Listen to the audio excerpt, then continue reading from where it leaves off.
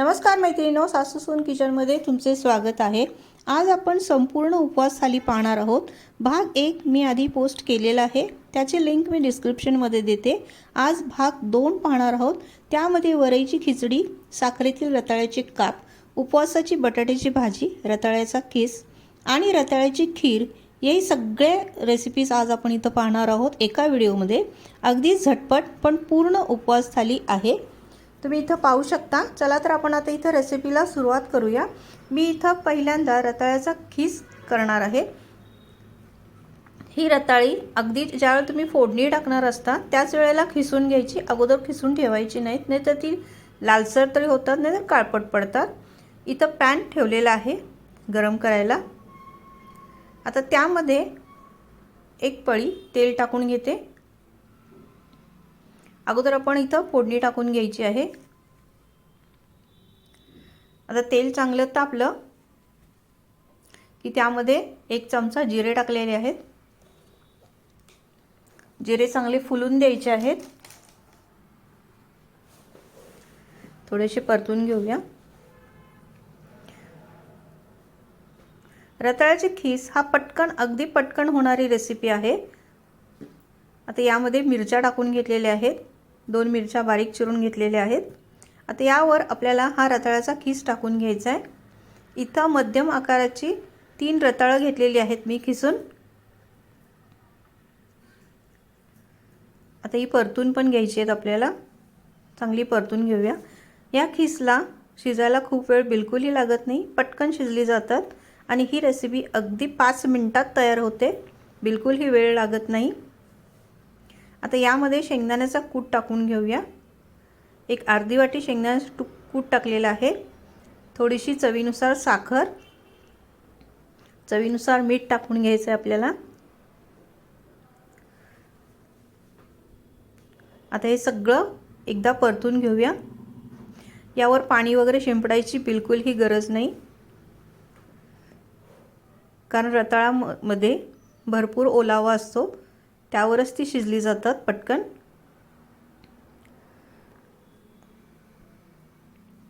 इथे एक 5 मिनिटं आता आपण झाकून ठेवूया।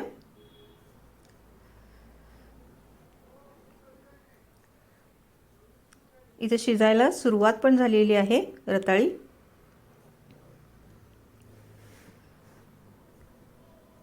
आपण जसं परतू तसं ती शिजत जातात।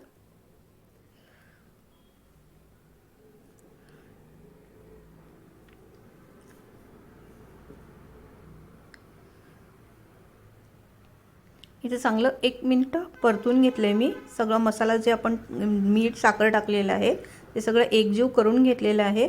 आता यावर थोडीशी कोथिंबीर टाकून परत तीही आपण यामध्ये मिक्स करून घेऊया।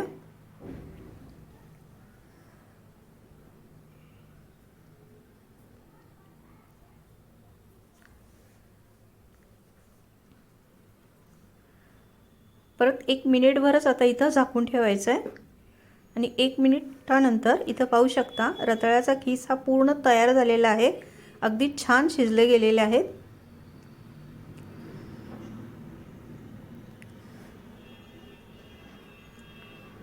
आपल्याला इथं खूप गिर शिजवायचं वगैरे नाही आहे। इथं हा रताळ्याचा खीस पूर्ण तयार झालेला आहे।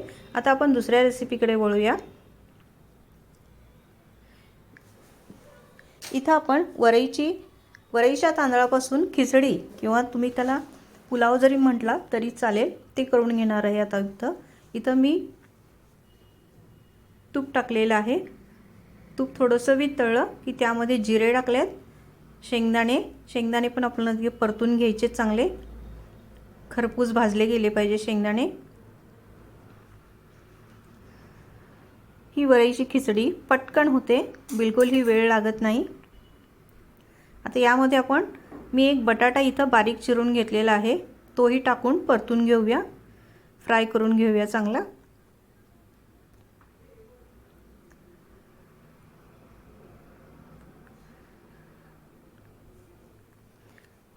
आता यामध्ये 2 मिरच्या बारीक चिरून टाकलेल्या आहेत। मी ज्या आज या रेसिपीज ज्या दाखवणार आहेत त्या अगदी 5 ते 7 मिनिटात होणाऱ्या रेसिपी आहेत प्रत्येक। अगदी झटपट ही अर्धा ते पाऊण तासात पूर्ण थाली तयार होते।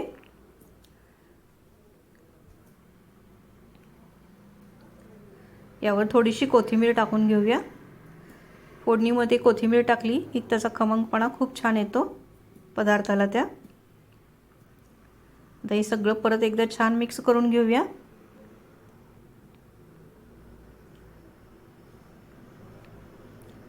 इथं मी वरईचे तांदूळ 2 ते 3 पाण्याने आधी स्वच्छ धुवून असे पाणी गळायला ठेवले होते चाळणीवर।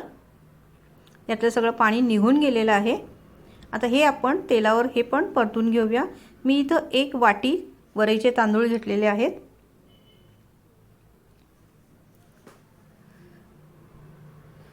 ह्या आजच्या ज्या सगळ्या रेसिपी आहेत ते निवांत 4 ते 5 माणसं यामध्ये खाऊ शकतात, एवढे आहेत प्रमाण याचं। 4 ते 5 माणसांना बरोबर व्यवस्थित पुरतो। आता हे आपण चांगलं फ्राय करून घेऊया, छान परतून घेऊया। तुपामध्ये किंवा तेलामध्ये जर तुम्ही असं चांगलं परतून घेतले वरईचे तांदूळ तर ते छान अगदी मोकळा त्याचा भात तयार होतो। आता या वाटीने मी 1 वाटी तांदूळ घेतले होते हे वरईचे। आता याच वाटीने आपल्याला दुप्पट पाणी टाकून घ्यायचं आहे। तुम्हाला जर असं मोकळासा भात हवा असेल तर 2 वाटी बास होतं पाणी।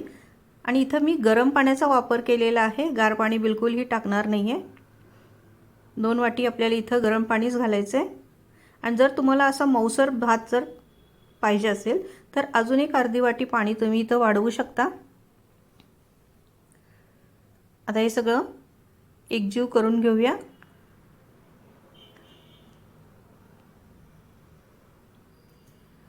आता यामध्ये चवीनुसार साखर आणि मीठ टाकून घ्यायचं आहे।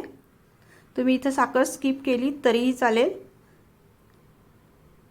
इथं मीठ आणि साखर आपण टाकून घेतली आहे।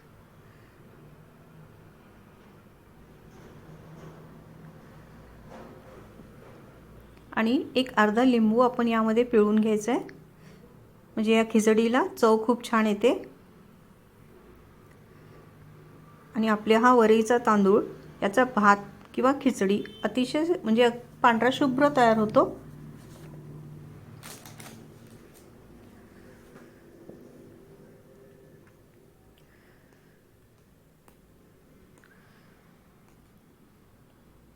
आता ही खिचडी शिजायला सुरुवात झालेली आहे। याला पण बिलकुलही वेळ लागत नाही, 5 मिनिटात तयार होते। आता आपण मंद गॅस ठेवून बारीक गॅसवर आपण 5 मिनिटं झाकून ठेवूया। 5 मिनिटानंतर इथं तुम्ही पाहू शकता खिचडी पूर्ण तयार झालेली आहे। अतिशय सुंदर छान खिचडी शिजलेली आहे। आणि लिंबू पिळल्यामुळे तुम्ही इथं पाहू शकता अगदी पांढरा शुभ्रपणा त्याला आलेला आहे। आणि भात ही हा वरईचा भात ही हा अगदी मोकळा झालेला आहे। आता ही आपण परत दुसरी रेसिपी पाहतोय। इथे 1 पॅन ठेवलेला आहे, त्यावर मी तेल टाकून घेतलंय। आता हा मी मिरची, जिरे आणि आलं याचा ठेचून घेतलेला आहे। मोठे मोठं असं जाडसरच ठेचून घेतलेलं आहे। आलं, मिरची आणि जिरे आहे।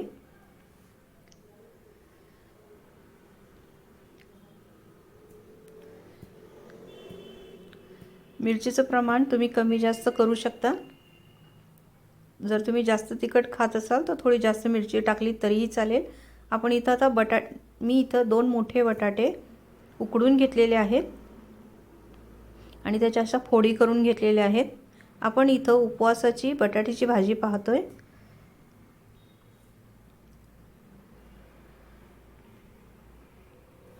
आता यावर चवीनुसार साखर आणि मीठ टाकून घेऊया।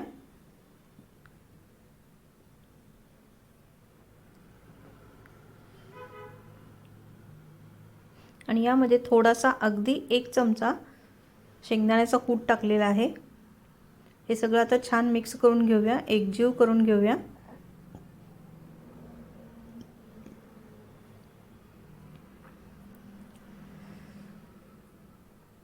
ही आपली बटाट्याची भाजी पण अगदी 1 मिनिटात तयार झाली आहे।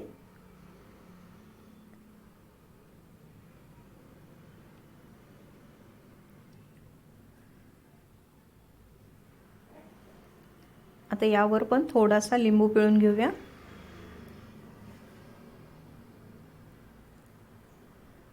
आणि कोथिंबीर। इथं आपली उपवासाची बटाट्याची भाजी तयार झालेली आहे। मैत्रिणींनो, माझी ही रेसिपी आवडली तर लाईक, शेअर, सबस्क्राईब करायला विसरू नका। इथं बटाट्याची भाजी पूर्ण तयार झालेली आहे आपली। आता मी परत दुसरं पॅन ठेवलेला आहे गॅसवर आणि मी असे एका मोठ्या रताळ्याचे असे पातळ काप करून घेतलेले आहेत। आपल्याला इथं साखरेतले काप करायचे आहेत रताळ्याचे।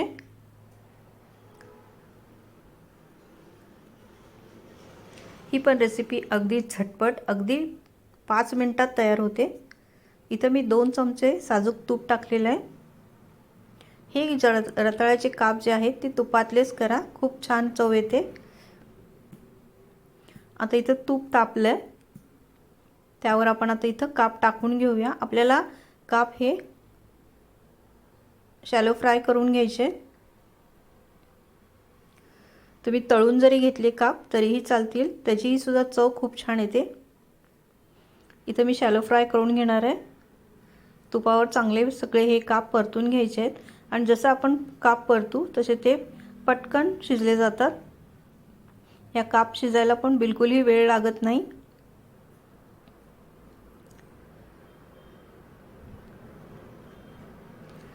हे लगेचच पिवळसर पडायला सुरुवात झाली, तर पाहू शकता तुम्ही लगेचच शिजायला सुरुवात होते। आपण जसं फ्राय करू तसं ते लगेचच पटकन शिजले जातात।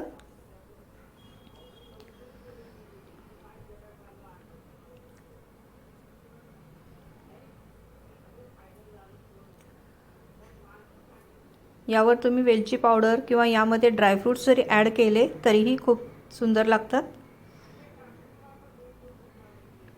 इथं पाहू शकता अगदी इथं हा शिजला गेलेला आहे।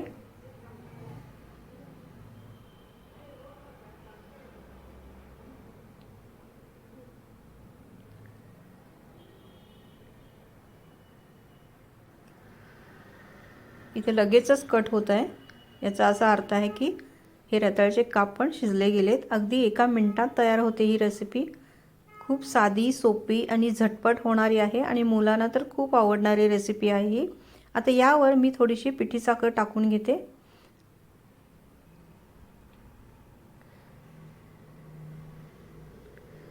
ही पण आपली रेसिपी इथं तयार झालेली आहे। हे सगळे पदार्थ अगदी पटकन होणारे, झटपट होणारे आहेत आणि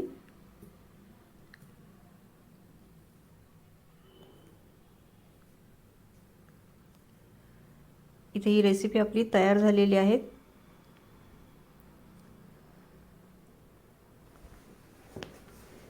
खूप सुंदर लागतात असे रताळ्याचे काप खायला। एक तर ते आधीच गोड असतात, त्यावर आपण थोडीशी तूप आणि हे साखर, यामुळे त्याची चव खूप छान येते। आता मगाशी मी यामध्ये रताळ्याचा खीस फोडणी टाकली होती मिरची टाकून। त्यामध्ये जर आपल्याला दुसरा परत एखादा जर त्याच भांड्यात आपण जर गोडाचा पदार्थ एखादा जर करणार असेल तर असं पाणी टाकून उकळून काढून टाकायचं ते पाणी, म्हणजे त्यातला त्या भांड्यातला तिखटपणा कमी होतो किंवा निघून जातो। आता इथं थोडंसं मी पाणी टाकलंय। आता यामध्ये मी अर्धा लिटर दूध टाकणार आहे।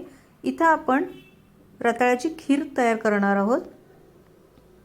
ही रताळ्याची खीर पण अगदी पटकन तयार होते। आता या दुधाला आपण उकळी आणून घ्यायची आहे। इथं दूध खूप आटवण्याची वगैरे काही गरज नाही। इथं थोडेसे रताळे असे छोटे छोटे तुकडे मी उकडून घेतलेले आहेत। आता हे प्रेस करून त्याला स्मॅश करून घेणार आहे। रताळी चांगली शिजली गेलेली आहे, ती स्मॅश करून घ्यायचे।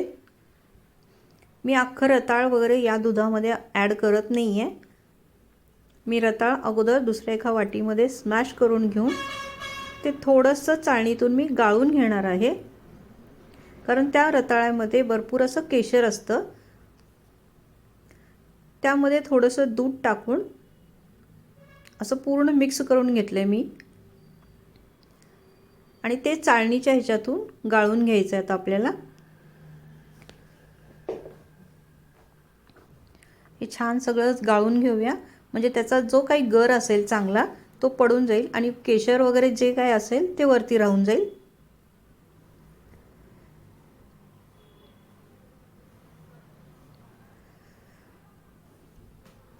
मैत्रिणींनो, माझी आजची रेसिपी कशी वाटली नक्की कळवा। आता यामध्ये मी थोडंसं दूध घातले आणि असं प्रेस करून त्याचा गर सगळा खाली काढून घेऊया।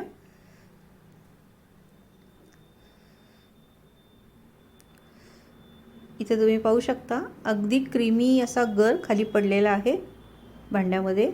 आता हा गर थोडंसं त्या दुधामध्ये मिक्स करून घेऊया आणि आपण जे दूध उकळायला ठेवले त्यामध्ये ॲड करून घ्यायचं आहे। इथं दूध ही मी बारीक गॅसवर आटायला ठेवले होते, तेही बरंचसं आटलं गेलं आता, आणि जशी साय कढईला येईल तशी ती परत दुधामध्ये आपण ॲड करत जायचं आहे।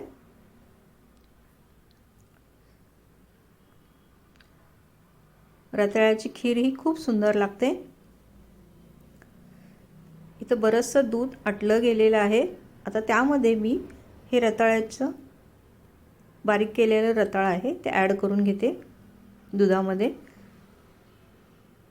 आणि एकसारखं इथं ढवळत राहायचं आहे। पूर्ण चांगलं दुधामध्ये ते मिक्स झालं पाहिजे। खूप दूध आटवायचं नाही, कारण रताळ्यामुळे आणखीनच घट्टपणा येत असतो खिरीला।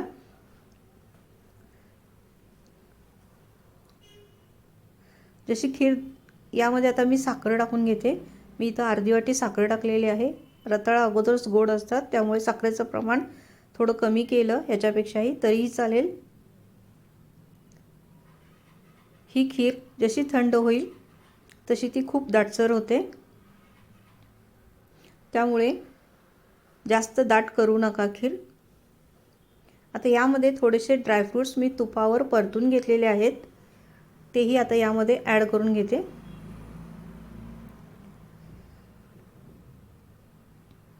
ड्रायफ्रूट्स तुम्ही तुमच्या इच्छेनुसार कोणतेही वापरू शकता।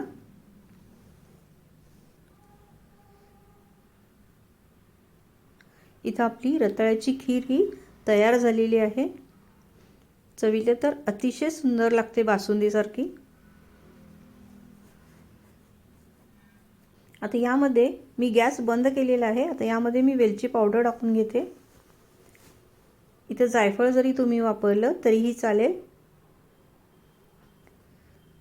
आता ही खीर थोडीशी आपण आता थंड करून घ्यायची आहे। चला तर आपण इथं आता जे जे पदार्थ आपण केले ते सगळे सर्व करून घेऊया। मी इथं अगोदर वरईची खिचडी ठेवलेली आहे, रताळ्याचा खीस, ही आपली रताळ्याची बासुंदी म्हणजे खीर, दही, आपण उपवासाच्या आता इथं थाली तयार करतोय, ही शेंगदाण्याची आमटी आहे,